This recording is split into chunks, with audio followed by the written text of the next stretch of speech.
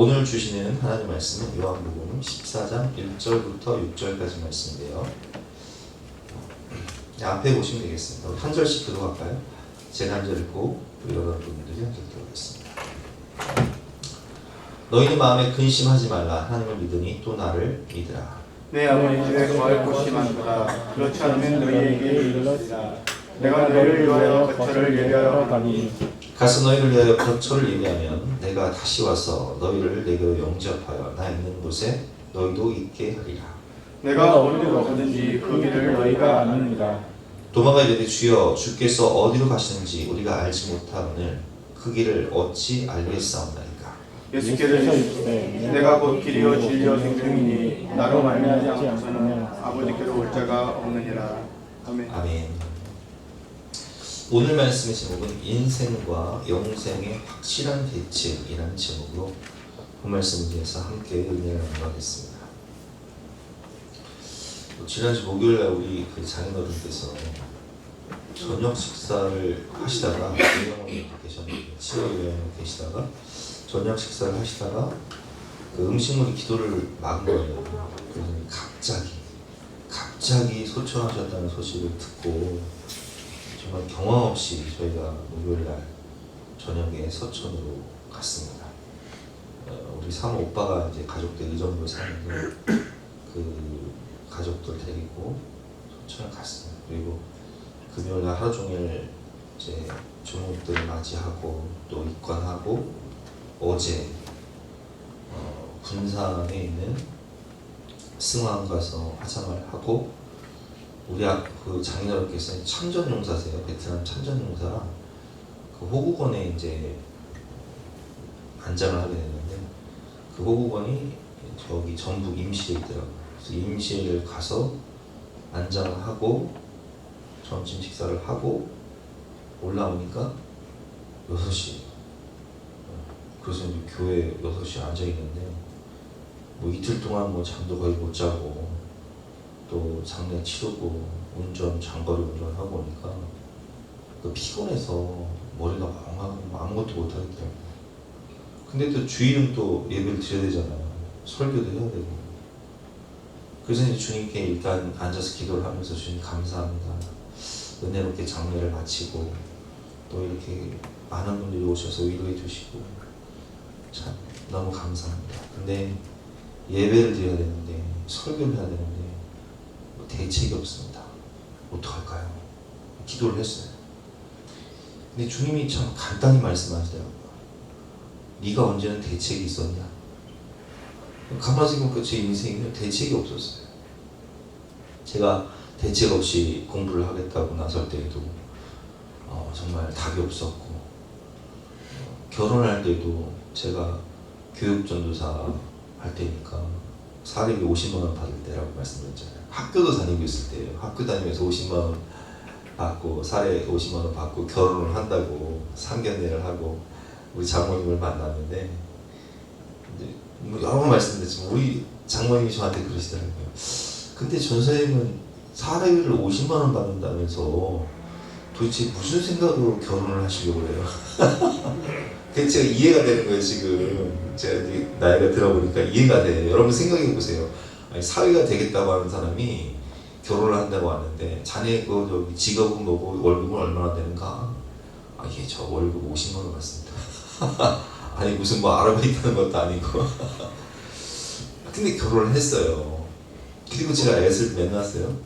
3명 낳았단 말이에요. 아들, 딸. 여러분 우리나라에서요. 저출산 대책을 마련해가지고 여러 가지 대책을 마련하지 않습니까? 근데 애들 안 낳아요. 하도 안 나니까 정부에서 내년부터는 이제 3자녀에게만 혜택을 주던 그 혜택을 2자녀까지 혜택을 준다는 거예요. 출산 대책의 일환으로. 근데 저는 3명이나 낳았거든요. 오죽 답답했으면 유일사님이 저한테 와가지고 그러더라고요. 목사님 대책 없이 셋을 낳네요. 저 대책 없이 나도 진짜 나놓고 보니까 셋이야. 주신 생명 어떻게 뭐 지울 수도 없고 뭐 목사님도 어떻게 지우겠어요. 생긴 거 뭐 셋째 낳은 거 어떻게 뭐. 아니 사람이 같은 경우는 계획하고 낳은 게 아니거든요. 그래서 대책 없이 셋을 낳고 교회도 대처할 때 제가 뭐가 있습니까? 개뿔 아무것도 없는데 정말 하나님 믿고 교회를 개척을 했잖아요. 제 인생을 가만히 돌아보면 대책 없는 인생이었어요. 근데 그 대책 없는 인생 가운데 오늘 제목처럼 인생과 영생의 확실한 대책이 되신 분이 누구세요? 하나님이셨단 말이에요. 그 하나님께서 저한테 그러시더라고요. 네가 언제 대책 있게 살았냐? 내가 대책이었지. 가서 성도들한테 말해라. 인생과 영생의 영원한 대책은 하나님이시다. 아멘. 인생과 영생의 영원한 대책은 오직 하나님뿐이십니다. 인생과 영생의 확실한 대책은 하나님이세요. 대책이란 뜻이 뭐예요? 대처할 방책이잖아요. 대처할 방법이에요. 우리가 인생을 살면서 어려운 일을 만날 때 어떻게 대처할 거예요? 우리는 인생을 살면서 정말 대책 없는 문제를 많이 만날 때가 있습니다. 출애굽기를 보면 애굽에서 노예 생활하고 있던 하나님의 백성들을 하나님의 종 모세를 통해서 구원해 내신단 말이에요. 근데 바로가 생각해 보니까 이게 정말 아무래도 안 되겠어. 그래서 바로가 군대를 이끌고 이스라엘 백성들을 쫓아온단 말이에요. 근데 이스라엘 백성들은 그때 어디 앞에 있었어요? 홍해바다 앞에 있었다. 앞에는 홍해바다, 뒤에는 애굽의 군대가 쫓아오는데 어떻게 대책이 없는 거예요. 대책 없는 인생이에요. 그래서 막 난리가 난 거죠 지금. 근데 모세가 그때 뭐라고 얘기해요? 출애굽기 14장을 보면 모세는 백성들에게 이야기를 합니다. 너희는 두려워하지 말고 가만히 서서 여호와께서 오늘 너희를 위하여 행하시는 구원을 보라. 너희가 싸울 것 없다. 여호와께서 너희를 위하여 싸우시리니 너희는 가만히 서서 하나님의 구원을 보라는 거예요. 오늘 너희가 본 이 애국 군대를 너희가 다시 보지 않는다. 그리고 하나님께서는 그 홍해를 쫙 가르시고 마른 땅으로 이스라엘 백성들이 홍해를 지나가게 하신 다음에 쫓아오던 애국의 군대를 홍해 바다에 수장시켜 버리시잖아요. 모든 미래의 그 근심거리를 다 제거해 주신다. 그렇습니다, 여러분. 우리가 인생의 문제를 만날 때 내 힘으로는 어찌할 수 없는 정말 대책이 없는 문제를 만날 때 그 인생의 홍해 앞에서 홍해 바다를 가르시고 미래의 모든 근심의 근원까지 해결해 주시는 분이 바로 하나님이시다. 그래서 이스라엘 백성들이 나왔는데 인구가 몇 명이었어요? 당정만 60만 3천 명이 넘었어요. 그러면 여러분 생각해 보세요. 우리가 제가 전교인 수련회를 이제 여러분 갔지만 우리가 전교인 수련회나 야유회를 가도요. 당장 걱정되는 게 숙소며 또 음식이며 뭐 프로그램이며 이게 음식 우리가 주일날 여러분 한 끼 점심 한 끼 준비하는 것도요 참 힘드시잖아요. 근데 수련회 가면 막 2박 3일 3박 4일 가요. 음식이며 뭐 숙소며 프로그램이며 준비하는 게 이게 참 힘든 일이란 말이에요. 근데 이스라엘 백성들은 인구가 몇 명이에요? 장정만 60만. 그러면 어린아이들과 또 여자들과 노인들까지 합치면 좋게 200에서 300만 명이 광야로 나가야 돼요. 그럼 광야에서 어떻게 살아요? 뭐 먹고 살까요? 뭘 마시고 살까요? 광야는 정말 태양빛이 장렬하면 여러분 우리가 지금 여름이잖아요. 33도만 돼도요. 오늘 뭐 33도까지 올라간다고 하는데 33도만 돼도요. 밖에 나가면 푹푹 쪄요. 근데 광야는 온도가요. 40도가 넘어요. 낮에는 40도 이상이 되고요. 밤에는 영하 가까이 떨어져요. 그러면 어떻게 살 거예요? 낮에는 더워서 어떻게 살고 밤에는 추워서 어떻게 자냐고요. 그때 하나님께서 말씀하십니다. 내가 너희를 하늘에서 만나를 내려 먹이고 물은 어디서 나요? 반석에서 나요. 반석. 정말 반석에서 나는 샘물, 그리고 구름 기둥으로 낮에는 구름 기둥으로 덮어주시고 밤에는 추우니까 불 기둥으로 보일러를 떼어주시고 무려 몇 년 동안? 40년 동안. 인생에 대책이 없을 때 여러분 우리는 다 빈손으로 이 땅에 왔다. 근데 우리를 입히시고 먹이시고 보호하시고 인도하시고 책임지시는 분이 누구세요? 하나님이시라. 하나님께서 우리의 모든 행사를 지켜보시고 책임지시는 거예요. 제가 대책 없이 교회를 개척해서 개척 초기죠. 대책 없이 교회를 개척해서 생활을 하는데 한강교회에서 120만 원 지원해 줘도 우리가 그 당시에 월세가 154만 원에 관리비까지 내면 200만 원이에요. 생활비 빼고서라도 교회 운영비가 또 있잖아요. 대책이 없어. 관리비를 25만 원 내다가 또 올라간 거예요. 관리비가 50만 원. 지금도 관리비가 100만 원 내지만 대책이 없는 거예요. 그래서 이 감당이 안 되니까 제가 그럼 월세를 어떻게 줄 수 있는 방법이 없을까 생각하고 여기저기 알아봤어요. 근데 딱 좋은 데가 한 군데 나갔어요. 우리 여기 1단지 건너서 버스 정류장 가다 보면 빨간색 건물 5층짜리 건물이 있는데 거기 5층에 교회가 있었는데 평수도 넓고 90평이야. 인테리어 다 해놨는데 교회가 이사를 하게 됐다는 거예요. 그래서 가보니까 너무 좋더라고요. 월세도 90만 원. 관리비도 별로 없어요. 너무 좋아. 근데 문제가 뭐예요? 5층인데 엘베가 없어요. 그럼 엘베가 없으면 우리 할머니 권사님들이 5층까지 어떻게 올라가요? 그때는 우리가 애들이 다 올라가지고 유모차를 끌고 왔단 말이에요. 유모차를 어떻게 끌고 5층까지 올라가요? 엘베 없이. 답이 없는 거예요. 답이 없어요. 그래서 포기했어요. 하나님 갈 곳이 없어요. 월세는 관리비도 갈 곳이 없습니다. 어떡할까요?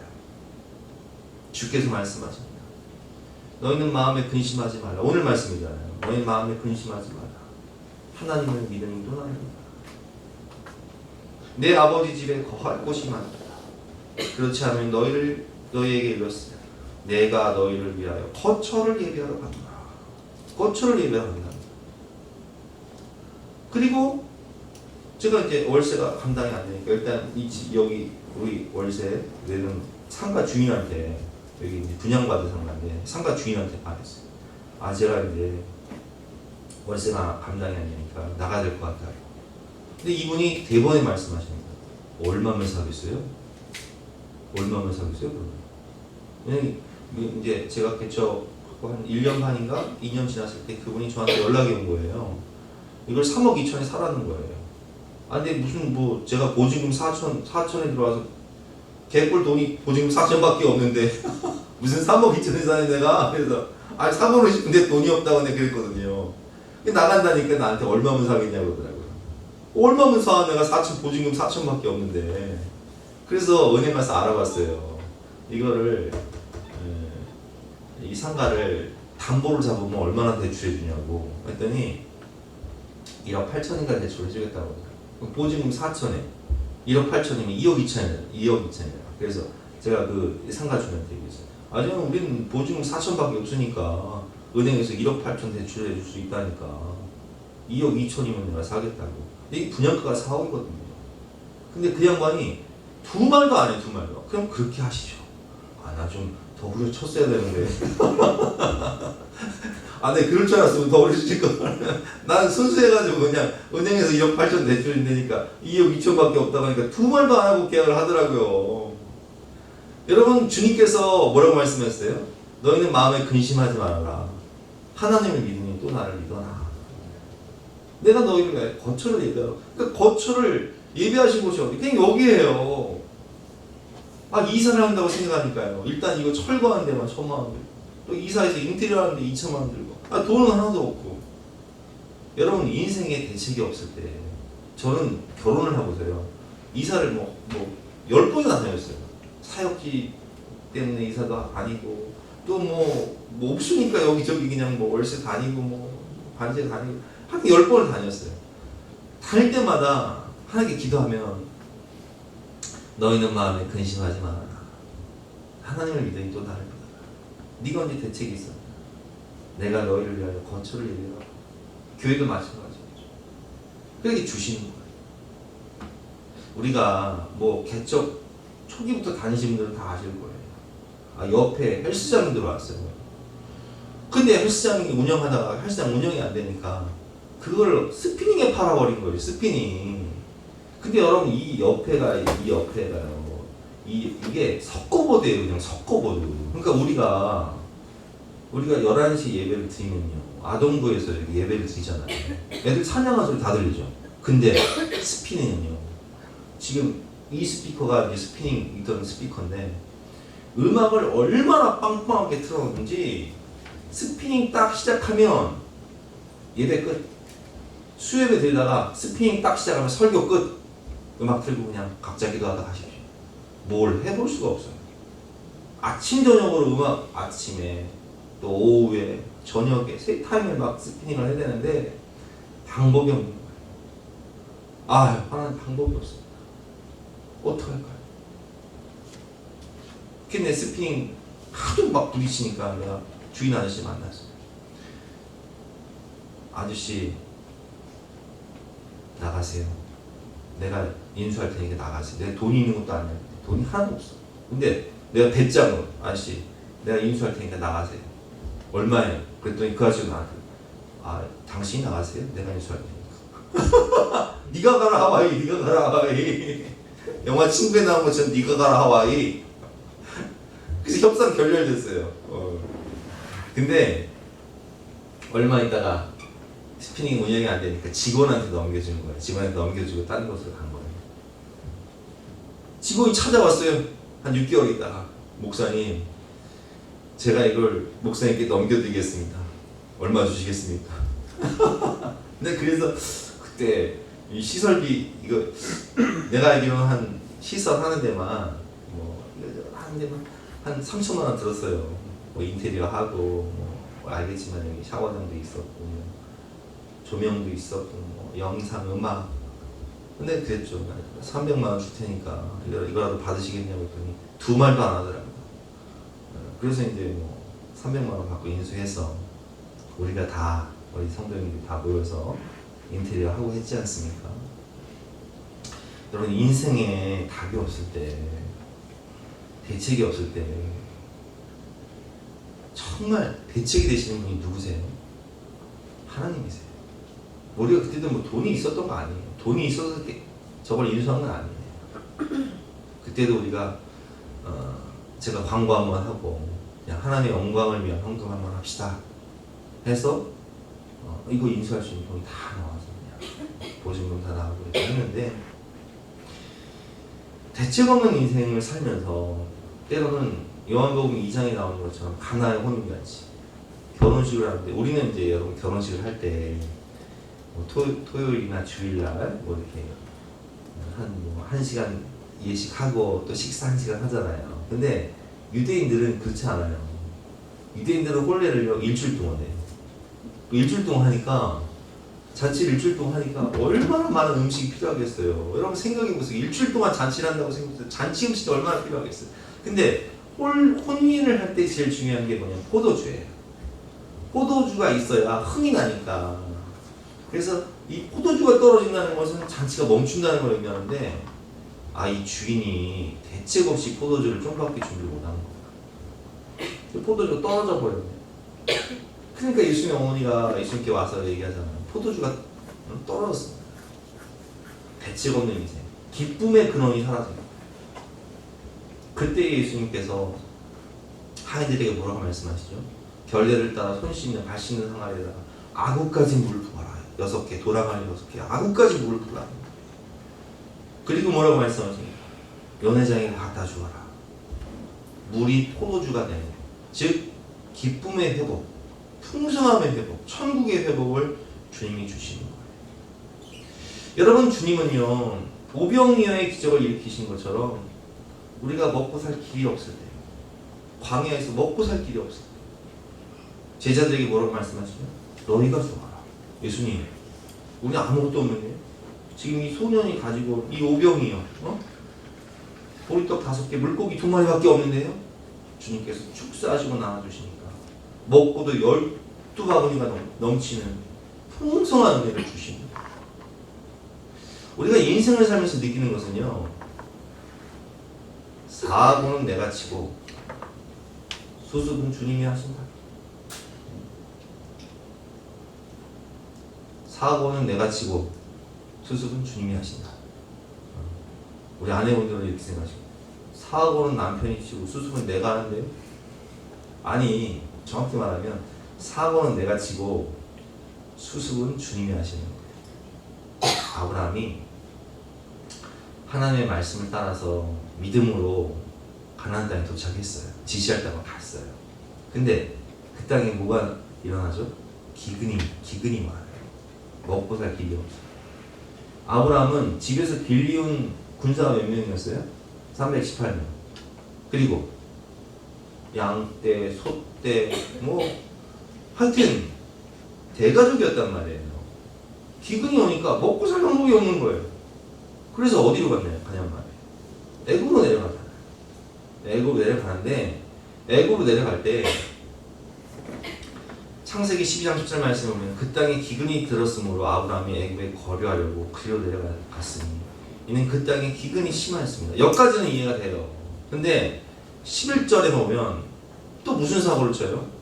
그가 애굽에 가까이 이뤘을 때 그의 아내 사레에게 말하되 내가 알기에 그대는 아리따운 여인이라 애굽 사람이 그대를 볼 때에 이르기를 이는 그의 아내라 하여 나는 죽이고 그대는 살리리니 라는 말씀처럼,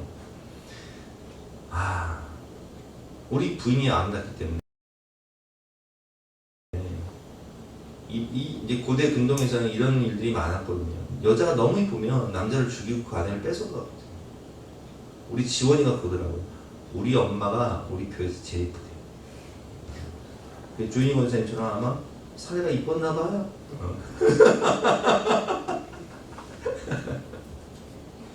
지원이한테 밥 사줬어. 하여튼 사례가 이렇게 이뻤나 봐요. 그래서 아내를 누이라고 부릅니다. 그래서 13절 말씀에 보면 원하건대 그대는 나의 누이라 하라. 그러면 내가 그대로 말미암아 안전하고 내 목숨이 그대로 말미암아 보존되리라 하리라. 아니, 이 치사한 짓거리를 해요. 사고를 치는 거예요 또. 그러니까 아브라함이 애굽에 이르렀을 때 애굽 사람들이 그 여인이 심히 아리따움을 보았고 바로의 고관들도 그를 보고 바로 앞에서 칭찬함으로 그 여인을 바로의 궁으로 이끌어들인지라. 그래서 이게 사례가요 어떻게 됩니까? 애굽왕 바로의 후초로 들어가는 거예요. 쓸데없는 말을 해가지고 사고를 쳐가지고. 근데 제가 좀 전에 뭐라고 말씀드렸죠? 사고는 내가 치고 수습은 누가 하신다고요? 수습은 하나님이 하시는 거예요. 이 얼토당토하는 사고를 친 거예요. 방법이 없어. 애굽 왕의 바로의 그 첩으로 들어갔으니까 방법이 없는 거예요. 16절 말씀입니다. 이에 바로가 그로 말미암아 아브라함을 후대함으로 바로 이제 아브라함이 양과 소와 노비와 암수나귀와 낙타를 얻었더라. 여호와께서 아브라함의 아내 사레의 일로 바로와 그 집에 큰 재앙을 내리신지라.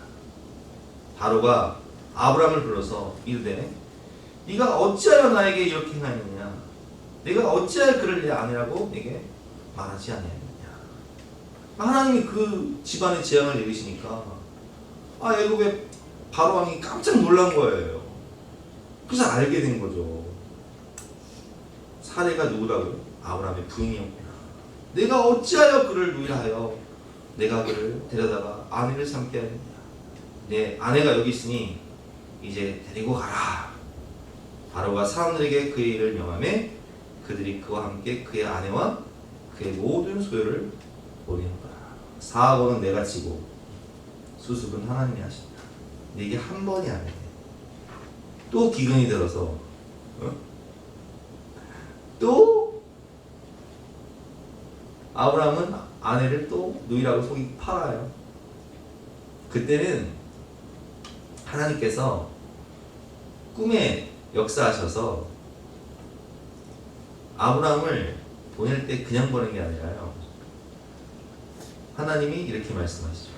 그가 너를 위해 기도해야지만이 이 너희 집에 태문이 열 것이다. 그래서 아브라함이 그를 위해서 다 기도를 해서 이 아브라함을 높이시는, 사고 친 아브라함을 높이시는 하나님의 모습을 볼 수 있습니다. 우리가 인생을 살면서 참 사고를 많이 쳐요. 근데 수습은 누가 하신다고요? 하나님이 하시는 거예요. 야곱이 그 장자권을 얻기 위해서 아버지를 속이고 형을 속이고 팥죽 한 그릇에 장자권을 사기도 하고 또 형처럼 속이고 아버지의 축복 기도를 받으니까 화가 난 에서가 내 저놈을 죽여야지 해서 동생을 죽이기로 결심하지 않습니까? 근데 그 사실을 엄마가 알게 된 거예요, 리브가가. 그래서 이 아들을 살리기 위해서 저 먼 자기 오빠가 있는 고향 땅 하란, 바단 아람으로 보내는데 이 가나안 땅에서 바단 아람까지의 거리는요, 서울에서 부산 거리보다 멀어요. 그 먼 길을 가야 되는데 광야길이란 말이에요. 근데 그 길은 도적개도 많고 또 불짐승도 많고 과연 내가 살아서 고향 땅으로 돌아올 수 있을까 두려움 가운데 있는 이 야곱의 모습, 사고치고 도망가는 노숙자가 된 이 야곱에게 하나님이 말씀하십니다. 야곱이 부엘세바를 떠나 하란으로 향하여 가더니 한 곳에 이르러면 해가 진지라. 거기서 유숙하려고 그곳에 한 돌을 가져다가 베개를 삼고 거기 누워 자더니 꿈에 본즉 사닥다리가 땅 위에 서 있는데 그 꼭대기가 하늘에 닿았고 본즉 하나님의 사자들이 그 위에서 올락내리락 하고 또 본즉 여호와께서 그 위에 서서 이르시되 나는 여호와니 너의 조부 아브라함의 하나님이요 이삭의 하나님이라. 내가 누워있는 땅을 내가 너와 내 자손에게 주리니 내 자손이 땅의 티끌같이 되어 내가 서쪽과 동쪽과 북쪽과 남쪽으로 퍼져 나갈지며 땅의 모든 족속이 너와 내 자손으로 말미암아 복을 받으리라. 이 땅 보이냐? 이 땅 내가 너의 자손에게 다 줄 것이다. 15절 말씀 같이 읽어보겠습니다. 시작. 내가 너와 함께 있어 내가 어디 가든지 너를 지키며 너를 이끌어 이 땅으로 돌아오게 할지라. 내가 네게 허락한 것을 다 이기까지 너를 떠나지 아니하리라 하시니라. 내가 살지 죽을지 모르는 위기 앞에 하나님은 뭐라고 말씀하시죠? 내가 너를 축복하리라. 내가 이 땅을 너에게 주리라. 그리고 너희 자손들이 민족이 될 것이다. 내가 어디로 가든지 내가 너와 함께하고 너를 지키고 너를 이 땅으로 돌아오게 하고 이 땅을 주고 자손들의 축복을 줄 것이다. 내가 너에게 약속한 이 약속의 말씀을 내가 다 지킬 것이다. 여러분, 사고치고 도망가는 야곱에게 하나님이 약속하시는 거예요. 내가 너의 인생의 대책이 되어줄게. 그렇습니다, 여러분. 우리 주님은 우리 인생의 대책이 되어주시는 분이십니다. 그리고 두 번째로 우리가 깨달을 수 있는 것은 대책 없는 사람을 만날 때,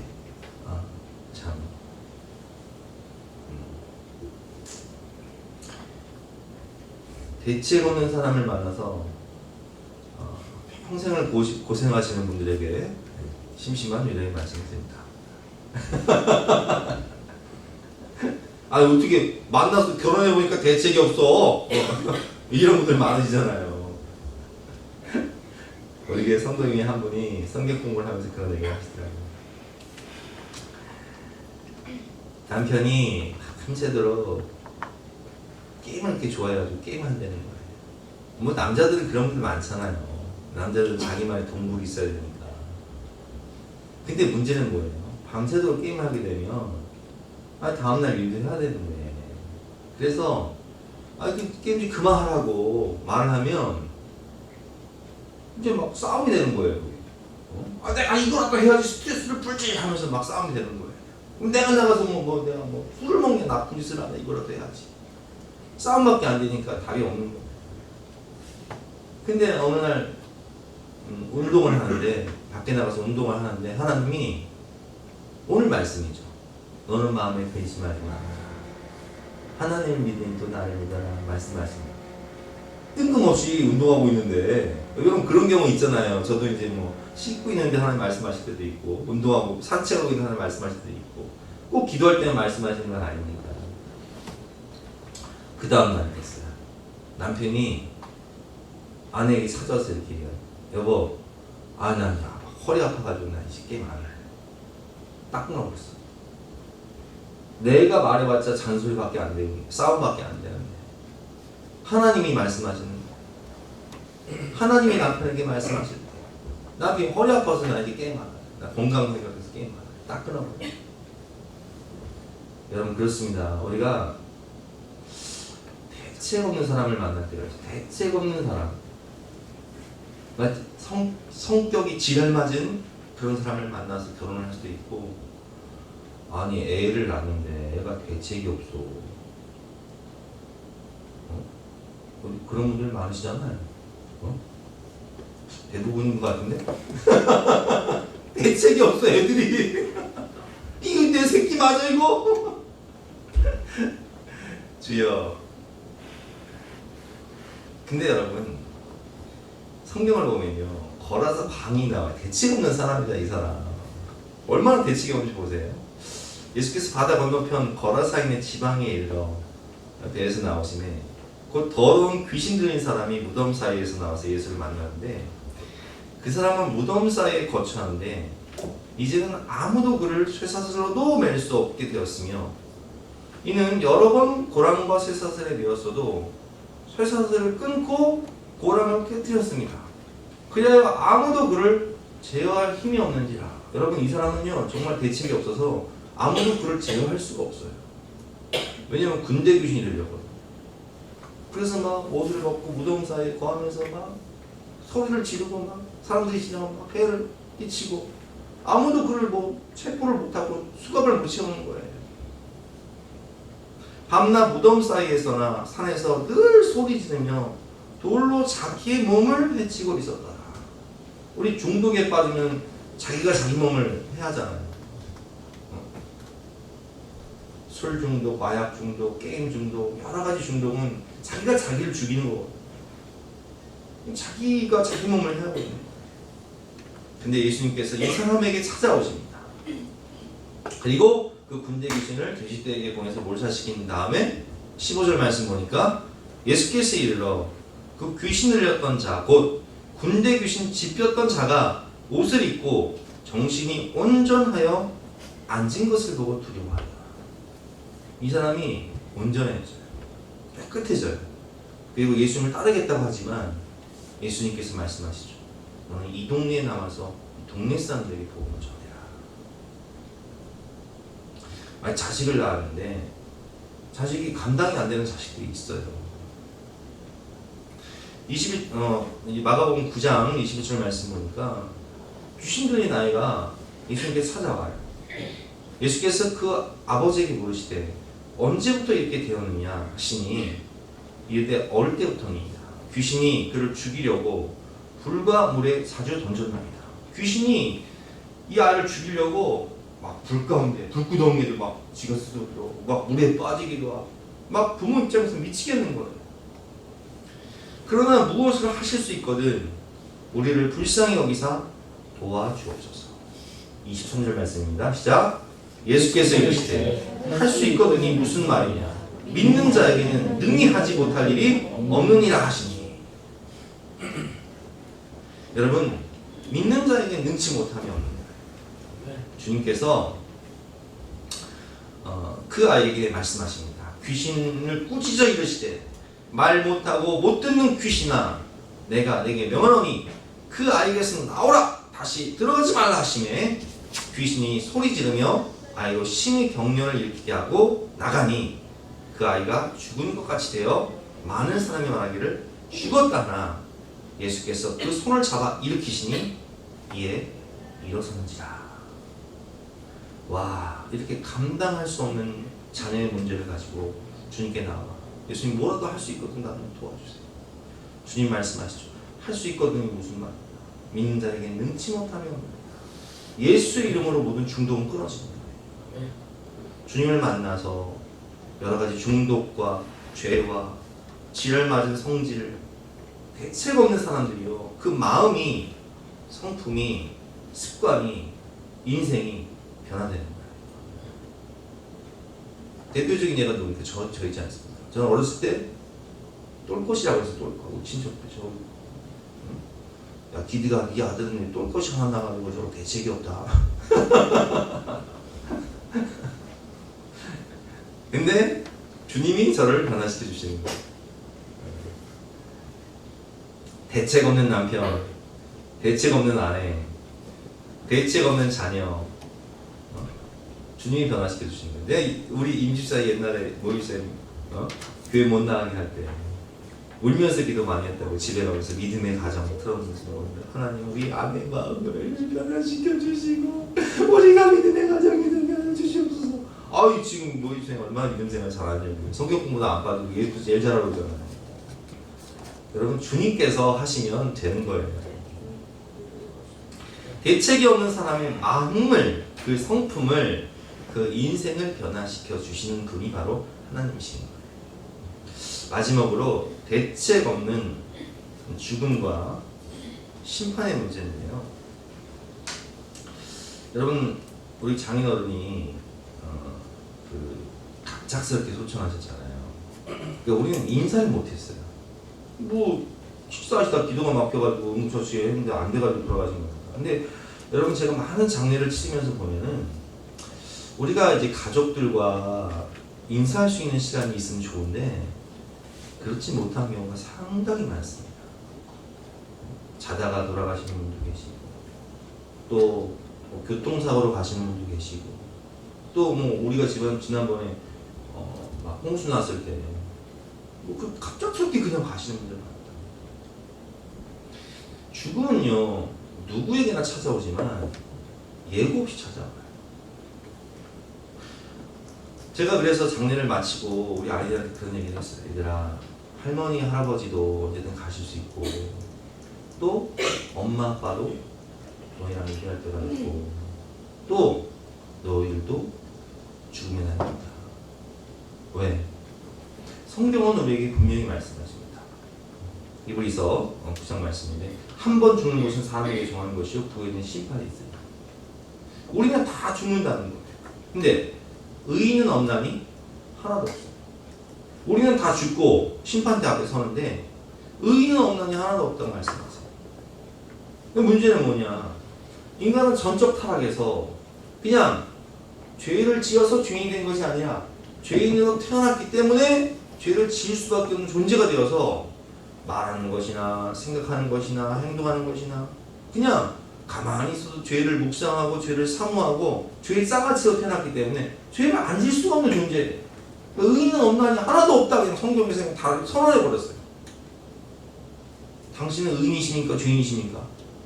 우리 다 죄 가운데 태어난 죄인이죠. 근데 심판대 앞에 딱 서게 되면 로마서 말씀에 뭐라고 되어 있냐면 네가 모든 생각과 말과 행동으로 저지른 모든 죄를 하나님 앞에 직접 고하리라. 이건 내가 막 증언하고 싶지 않아도 내가 수수수 증언을 하는 거예요. 내 입이 그냥. 그리고 행위를 기록한 책이 펼쳐지고 라는 하늘의 CCTV가 우리의 행위를 기록한 것을 다 그냥 펼쳐 보여줘요. 지원아 큰일 났지. 하늘의 CCTV가 우리가 은밀한 곳에서 행한 모든 죄를 다 펼쳐 보여준대. 심지어 생각으로, 마음으로, 꿈속에서 저지른 죄까지 다 그냥 보여주는 거예요. 낱낱이 드러나는 거예요. 큰일 나겠죠. 근데 이 심판대 앞에서 우리가 넌 지옥 가면 끝나는 건데 심판대 앞에서, 죽음 앞에서 대책 있으세요? 천국 갈 대책이 있으시냐? 이 대책이 누구시냐? 바로 예수 그리스도. 로마서 3장 23절 말씀. 모든 사람이 죄를 범하였음에 하나님의 영광에 이르지 못하더니 그리스도 예수 안에 있는 속량으로 말미암아 하나님의 은혜로 값없이 의롭다 하심을 얻은 자 되었느니라. 여러분, 행위를 생각하면요 천국 갈 수 있는 사람이 아무도 없어요.